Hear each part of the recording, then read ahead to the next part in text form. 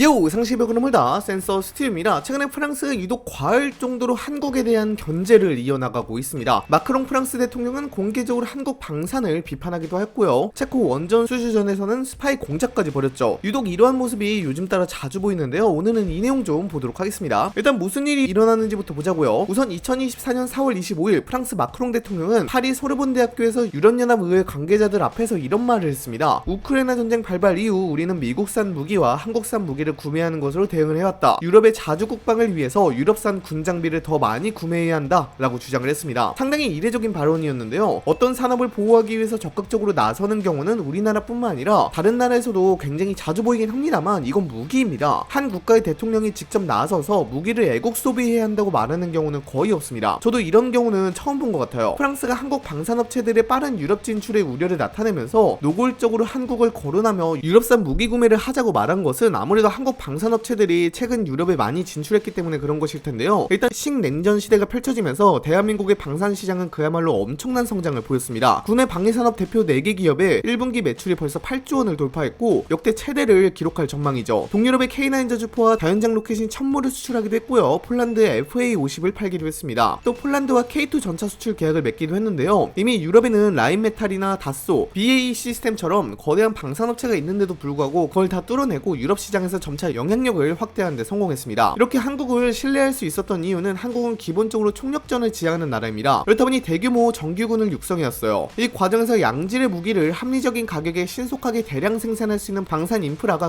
구축해왔는데 유럽은 전혀 그러지 못했죠. 그래서 가성비 있는 무기를 제법 많이 생산하고 빨리 가져다 줄 수 있다 보니까 그러지 못한 다른 나라들에 비해 인기가 많았습니다. 당장 독일 공장에서는 1년에 많아봐야 5문 정도의 PGH-2000 자주포를 만들 때 한국에서는 320문의 K9 자주포가 생산되거든요. 이건 한국이 화력에 미쳐있어서 그런 것 같기도 한데 생산 능력 자체가 한국의 월등히 높죠. 그래서 한국의 무기들이 제법 인기가 많았는데요. 그런데 프랑스가 이걸 굉장히 못마땅해 했나봐요. 그래서 2022년 이후부터 프랑스는 한국에 대한 견제를 대대적으로 진행하게 되었는데요. 일단 앞서 2024년에 프랑스 마크롱 대통령이 저런 발언을 한 이후에 프랑스는 계속해서 정치질하며 한국의 방산이 유럽에 진출할 수 없게끔 해놨습니다. 당장 프랑스를 필두로 견제하는 바람에 유럽산 무기 구매 비중을 65% 이상으로 늘리는 유럽 재무장 프로그램이 EU에서 통과되기도 했습니다. 이는 한국에 있어서 굉장히 악영향을 끼치게 되는데요. 비유럽 국가가 유럽으로 무기를 수출하려면 현지 생산 조건도 포함하면서 대놓고 한국을 견제하게 됐습니다. 그렇다 보니 한국은 현지화 전략을 펼치며 유럽 현지의 합작 법인을 만드는 방식으로 파회하려고 하고 있죠. 이러한 견제는 점차 현실로 나타나고 있었습니다. 노르웨이에선 차기 전차 산업에서 K2 전차와 레오파르트 2A7 전차가 경쟁하고 K2 전차가 더 성적이 좋았음에도 불구하고요. 레오파르트 2A7 전차가 선택되었습니다. 그리고 프랑스의 이런 견제는 유럽 내에서만 이루어지는 게 아니라 다른 나라에서도 이루어진다는 게 문제인데요. 가령 인도네시아가 가장 큰 예시입니다. 물론 지금 인도네시아와 KF-21 전투기와 관련하여 말이 많긴 하지만요. 인도네시아는 18 전투기 42대와 아랍에미리트 연합에서 프랑스제 중고 미라주 전투기 12대를 주문하기도 했습니다. 또 한국산 잠수함 대신에 프랑스의 스코르펜 잠수함 2척을 수입하기로 하면서 프랑스의 견제가 계속 이어지고 있다는 것을 계속 보여주곤 했습니다. 근데 여러분, 프랑스가 한국을 견제하는 건 방산산업에서만의 문제가 아닙니다. 이젠 아예 원전 분야까지 견제 손길을 뻗고 있습니다. 한국은 최근 체코 원전 수주전에서 역사적인 쾌거를 이뤘습니다. 바로 체코 두코바니 신규 원전 산업에서 최종 계약 체결에 성공한 것이죠. 아랍에미리트 연합 바라카 원전 이후 대한민국의 두 번째 원전 수출 사례로 글로벌 에너지 시장에서 한국의 위상이 한층 높아졌다는 평가가 나옵니다. 근데 이 과정에서 벌어진 프랑스의 행동은 도저히 정상적인 경쟁이라고는 볼 수 없는 수준이었습니다. 먼저 프랑스 전력공사는 한국 수력 원자력의 우선 협상 대상자 선정에 무려 3차례의 공식 이의를 제기했습니다. 이건 명백한 시간 끌기 전략입니다. 체코 정부가 한수원과 계약을 체결하지 못하도록 법적으로 발목을 잡은 것입니다. 게다가 단순 법적 대응을 넘어서 프랑스는 외교, 정보기관까지 동원된 조직적 공작을 감행했습니다. 2025년 6월 체코의 탐사보도 전문지인 레스펙트가 밝힌 내용에 따르면요. 바로 프랑스 정보기관이 체코 내부에서 스파이 조직을 운영하고 있었다는 겁니다. 내용은 이렇습니다. 프랑스는 체코 내 전직 관료, 로비스트, 원자력 전문가, 심지어 현직 공무원까지 총 15명의 인물을 포섭하여 겉으로는 중립적인 태도를 보이게 하면서도 실제로는 한수원의 제안에 부정적인 여론을 형성하도록 유도했습니다. 이들은 언론에 인터뷰하거나 정책 검토회의에 참석해 한국 제안의 문제점을 조목조목 짚는 의견을 냈지만 그 이면에는 프랑스 정부 당국의 은밀한 지원과 지침이 있었던 겁니다. 여론조작과 심리전이 동시에 펼쳐진 것이죠. 더 충격적인 건 기밀문서 유출 정황까지 드러났다는 점입니다. 체코 방첩기관인 BIS는 프랑스, 체코 간의 외교 서한이 교환되기 전 프랑스 측이 이미 서한 내용과 그 과정을 사전에 파악하고 있었다는 정황이 있다고 밝혔습니다. 이 말은 체코 내부의 프랑스와 공조하고 있는 협조 투자가 있다는 의미이며 정부 기밀이 프랑스 정보기관에 실시간으로 유출되고 있었다는 말이기도 합니다. 프랑스가 어디까지 공작을 하고 있는지 알 수 있는 대목이었죠. 이 사태가 외부로 알려지자 체코 정부는 프랑스의 행위에 강한 분노를 표명합니다. 당장 체코는 프랑스 정부의 조직적인 외교 공작과 여론 조작은 용납할 수 없는 수준이라며 공개적으로 비판하기도 했죠. 심지어 체코 언론도 프랑스의 방해 공작은 상상을 초월했고 정상적인 외교 관계를 무시한 일방적인 개입이었다며 분개했습니다. 그 덕인진 몰라도요, 체코는 결국 한국과 최종 계약까지 체결하였고 한국이 승리하게 되었습니다. 하지만 여기서 우리가 주목해야 할 건 단순히 계약 체결 성공이 아닙니다. 프랑스가 한국을 견제하기 위해 어디까지 할 수 있는가에 대한 실체적인 증거가 드러난 사건이었다는 점입니다. 그렇다면 프랑스는 왜 이렇게까지 했을까요? 이유가 하나밖에 없겠죠. 한국이 프랑스의 산업을 위협하고 있기 때문일 겁니다. 이미 원전뿐만 아니라 방위 산업과 같이 한국의 산업은 프랑스의 실질적인 경쟁자가 되었고 자기 밥그릇을 지키려는 행동일 겁니다. 이 상황을 프랑스가 지금 견제하지 않고 막지 않으면 향후 수십 년간 프랑스가 산업 주도권을 빼앗길 수 있을 겁니다. 그러므로 견제하는 것이겠죠. 사실 한국과 프랑스의 충돌은 이제 막 시작된 것에 불과합니다. 지금은 방산, 원전 분야에서 맞부딪히고 있지만요, 앞으로 충돌의 양상은 더욱 광범위하고 심할 수 있습니다. 지금 한국이 빠르게 성장하고 있는 산업들이 프랑스로서는 이미 이익을 만들어내고 있는 핵심 산업이기 때문입니다. 프랑스의 견제는 심하면 심했지 덜하진 않을 겁니다. 방산 산업에서 한국은 독일, 프랑스를 위협할 정도의 가격 경쟁력과 납기 속도를 갖췄고요. 원전 산업에서도 기술력과 비용 경쟁력을 바탕으로 유럽의 차세대 원전 시장을 잠식하고 있습니다. 여기에 전기차 배터리나 자동차, 우주항공 등 지금은 그 성과가 미미하지만 앞으로 수출이 확대될 가능성이 높은 분야들은 많은데 그 산업들이 죄다 프랑스와 정면 충돌할 수밖에 없는 구조여서 한국과 프랑스 간의 충돌은 앞으로도 이어질 겁니다. 아마 프랑스는 이러한 상황에서 정치력과 외교력, 정보전을 동원하여 한국을 더욱 견제하게 될 텐데요. 당장 프랑스는 유럽연합이라는 큰 국제기구를 등에 업고 있어서 한국이 다소 불리하긴 합니다. 거기다가 앞서 체코 원전 수주전에서도 드러났듯이 프랑스는 단순한 기업 간 경쟁을 넘어서 정부 차원의 조직적인 간첩활동, 내부 여론조작, 정치 로비, 법적 방해 공작까지 동원하면서 한국을 막으려 했습니다. 이건 단순한 산업 경쟁이 아니라 국가 단위의 전략으로 볼 수 있습니다. 즉 국익을 걸고 벌이는 산업전쟁이죠. 그리고 이 전쟁에서 한국이 살아남으려면요, 무조건적인 기술력 의존만으로는 부족합니다. 해외 여론을 분석하고 심리전을 대응할 수 있는 조직이 필요하기도 하고요, 더 유리한 환경을 조성하게끔 정부가 나서서 지원해줄 필요가 있습니다. 거기다가 산업 경쟁력도 키워야 하는데 기술력이나 납기, 가격 등 모든 지표에서 한국이 좋은 점수를 달성한다면 어쨌든 한국을 선택하게 될 테니까 흔들리지 않고 경쟁력을 유지할 필요도 있습니다. 제일 중요한 건 정부가 지원을 해주는 건데 정부의 조직적인 외교력이나 정보전, 현지 사절단 파견을 통해서 한국 기업들이 보다 유리한 환경에서 경쟁할 수 있게끔 해줘야 합니다. 앞으로 프랑스는 한국을 계속해서 견제할 겁니다. 이 충돌이 계속해서 반복되고 확대될 것이라는 전제하에 산업, 외교, 정보전의 모든 분야에서 철저히 준비해야 할 겁니다. 한국이 여기서 흔들린다면 다시는 이런 기회를 잡을 수 없을지도 모릅니다. 하지만 반대로 지금의 견제를 정면 돌파하고 이겨낸다면 한국은 최소 몇십 년간 그걸로 먹고 살 수 있는 나라가 되겠죠. 여러분들은 프랑스의 한국 견제에 대해서 어떻게 생각하시나요? 댓글로도 남겨주시기 바랍니다. 이상 영상 마치도록 하겠습니다. 빠이염!